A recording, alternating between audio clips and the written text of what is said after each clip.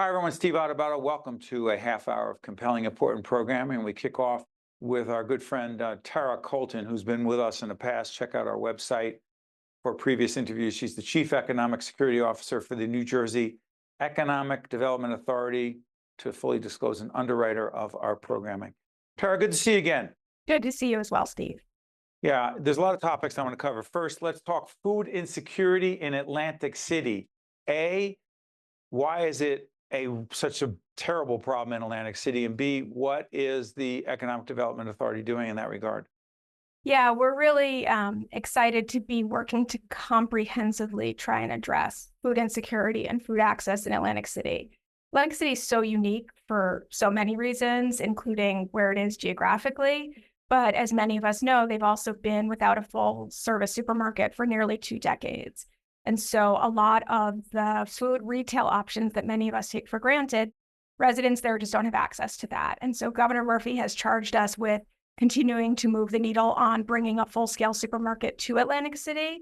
But we also don't want to wait. We know residents deserve and need food sooner. And so the Economic Development Authority has awarded more than $5 million in grants to local organizations that will be improving food access and developing new programs on the ground in Atlantic City while we also work to build a supermarket. Tara, why is it so hard to get and have a supermarket in Atlantic City? Why is it so hard? Yeah, I think there's a long history of trying to match the right grocery operator and the right consumer demand within the community. There have been a lot of efforts over the years to try and make that development match happen. And I think what we're looking at now, especially after COVID, is really embracing the shift to e-commerce and just recognizing that shopping patterns change.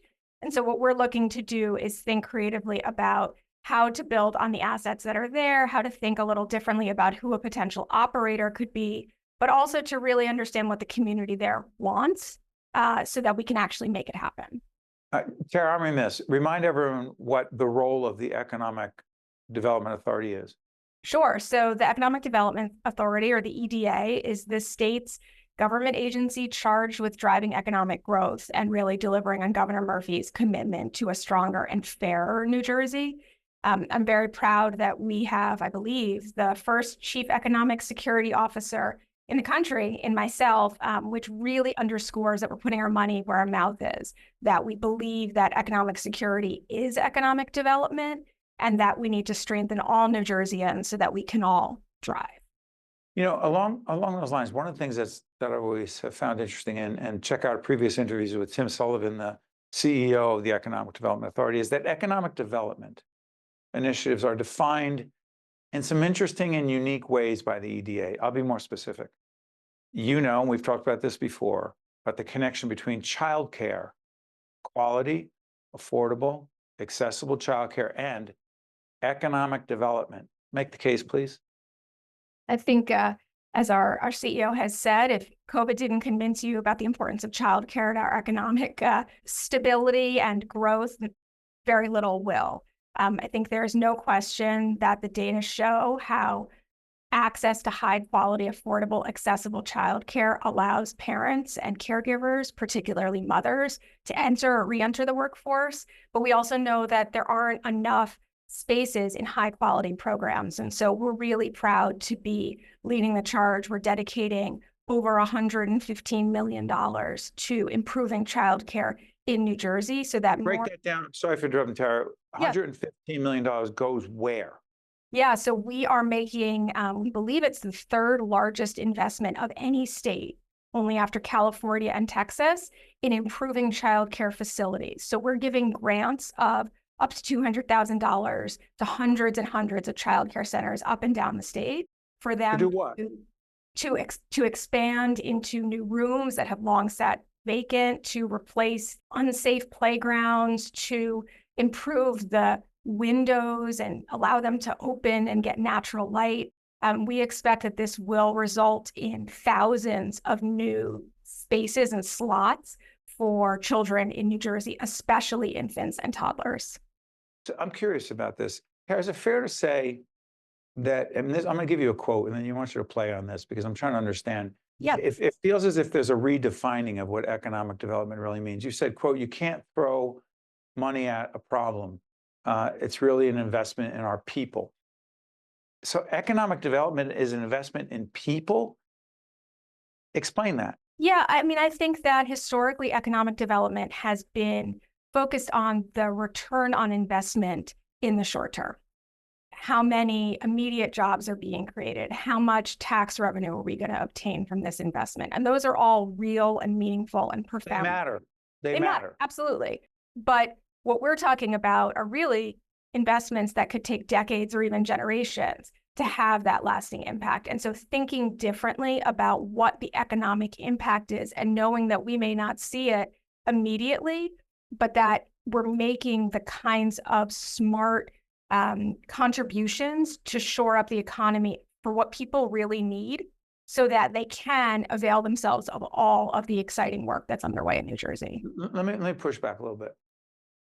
Historically, people in public life, elected officials, politicians, they're big on the photo op. Yeah, you know where I'm going. Shovel in the ground, hard hats that they only wear that day or that minute and never again. Neither do I, so I just want to make it clear I'm not great with my hands that way. That being said, that projects shoveled in the ground, photo ops, have been the definition of economic development for decades. Are you saying that beyond the EDA, that trying to get public officials to think about economic development differently is part of your mission? Yeah, absolutely. I think those photo ops and the shovels in the ground are really important markers. They matter.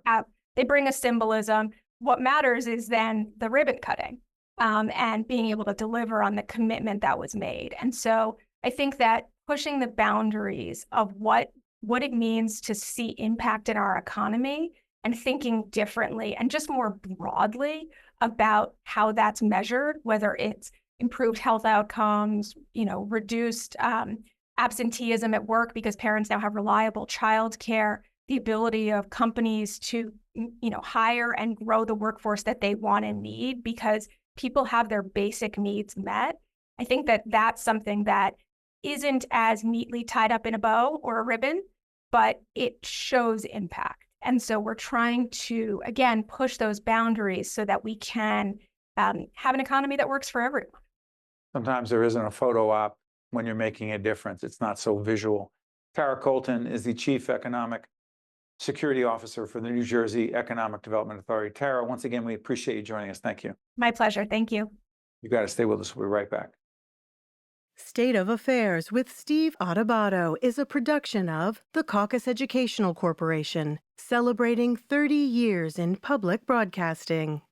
Funding has been provided by the Turrell Fund, a foundation serving children, Valley Bank, PSEG Foundation, Kane University, Hackensack Meridian Health, Johnson & Johnson, the Adler Aphasia Center, the Fidelco Group, and by PSC&G. Promotional support provided by New Jersey Monthly and by Insider NJ.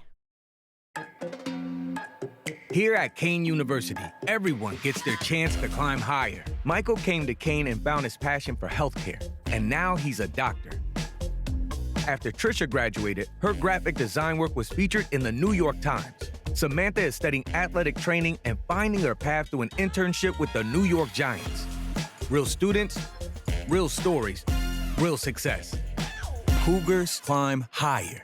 Kane University.